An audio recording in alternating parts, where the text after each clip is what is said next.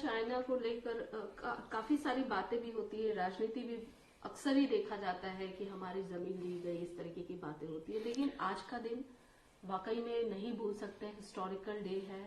क्या कहना चाहेंगे आज के दिन में, क्या संदेश देना देखिए, हम आज के दिन कभी नहीं भूल सकते और भूलना भी नहीं चाहिए। स्पेशली हमारे जो युवा हैं वो याद रखें। ये बहुत उनके लिए तो 61 साल पहले वाली बात है, वो कहेंगे कि बहुत दूर वाली बात है, लेकिन उससे बहुत कुछ सीखने को मिलता है आज भी।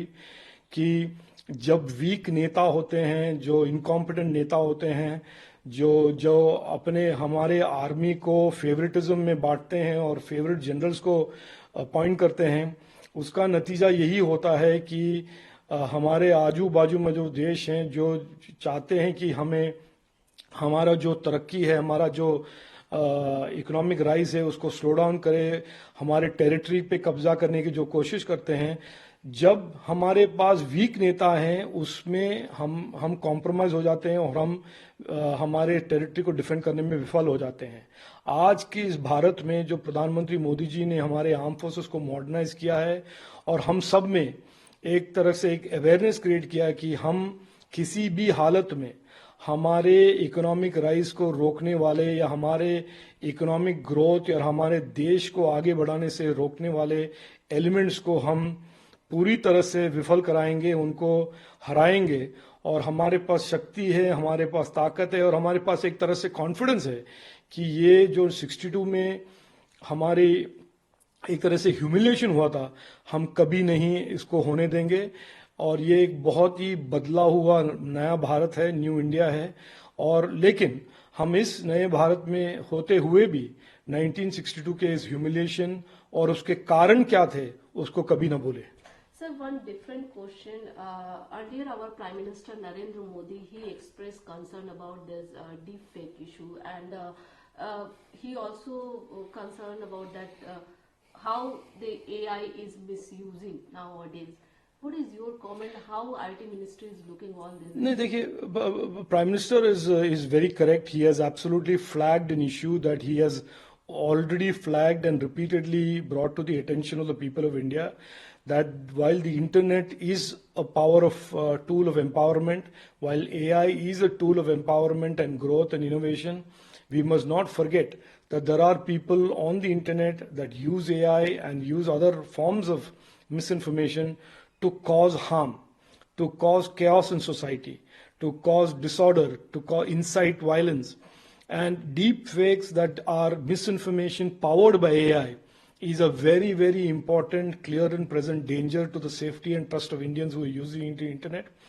And we have already worked very hard and created the IT rules in April 2023. And we will continue to create a framework, including but not limited to, if necessary, new legislation to ensure that deep fakes or misinformation at large do not pose a threat, do not pose any challenge to the safety and trust of the 1.2 billion Indians who will be on the Indian internet. Sir, you also called the key meet regarding this deepfake issue. Could you please highlight on this? No, we continue to engage with all the platforms. I have always said that the platforms and the government are partners in ensuring that the internet in India is open, safe and trusted and accountable for our digital Nagriks, and we will continue to engage with them. The Honorable Prime Minister has flagged a very important issue, and we will sit with the industry to make sure that they do not allow deep fakes to create chaos, to create harm or to create toxicity in the Indian internet for our Indian citizens. So, sir, what are the major steps? You will have to wait till the 24th to see what we do. We will talk to the industry and we'll come up with an overall framework that strengthens our existing framework that is already present, that is an effective deterrent to deep fakes and misinformation. Sir, one last question. As Vidhan Sabha election is going on, and today Mallikarjun Kharge, he said that whatever we said, we did. In his manifesto, he said that whatever in manifesto we promised, that 90% we did, 99% we did. So we believe that people with. देखिए, खरगे साहब को एक मुश्किल situation में है, परिस्थिति में है. उनको यही कहना पड़ेगा क्योंकि वो जानते हैं कि अगर सच्चाई के बारे में वो बात करें तो उनके झूठे वादे बाहर निकलेंगे और झूठे वादे के जो उनका एक ट्रैक रिकॉर्ड बना है वो बाहर निकलेगा।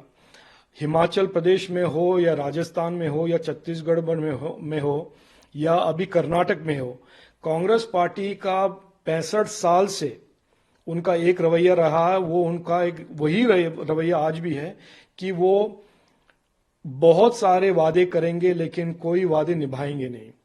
उन्होंने 65 साल तक गरीबी हटाओ का नारा चलाया लेकिन गरीबी कभी हटा नहीं, वो अमीर बन गए, कांग्रेस के परिवार सब अमीर बन गए। यही उनका अभी एक नया मॉडिफाइड रूप है कि वो गारंटी लेके घूमते हैं। एक गारंटी है कांग्रेस के बारे में कि वो झूठ बोलते हैं, झूठ की राजनीति करते हैं और झूठे वादे करते हैं। उनके कोई भी, अब छत्तीसगढ़ में देखिए, राजस्थान में देखिए या हिमाचल प्रदेश में देखिए और अभी कर्नाटक में देखिए, उनके कोई भी मैनिफेस्टो के वादे वो पूरे नहीं करते हैं क्योंकि कर नहीं पाते हैं, करने का उनका कोई इरादा नहीं होता है, नीयत खराब है। तो एक ही गारंटी है कांग्रेस के से कि वो झूठ बोलेंगे और झूठ के आगे एक और झूठ बोलेंगे।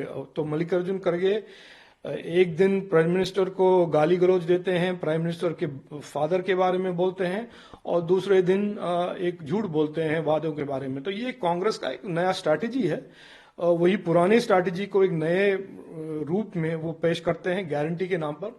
बट देश जानता है, देश के सभी वोटर्स जानते हैं कि अगर प्रगति, उन्नति, सबका साथ, सबका विकास, सबका विश्वास, सबका प्रयास का एक किसी का एक गारंटी है तो वो प्रधानमंत्री मोदी जी देते हैं। उन्हीं का एक गारंटी देश में सही गारंटी है।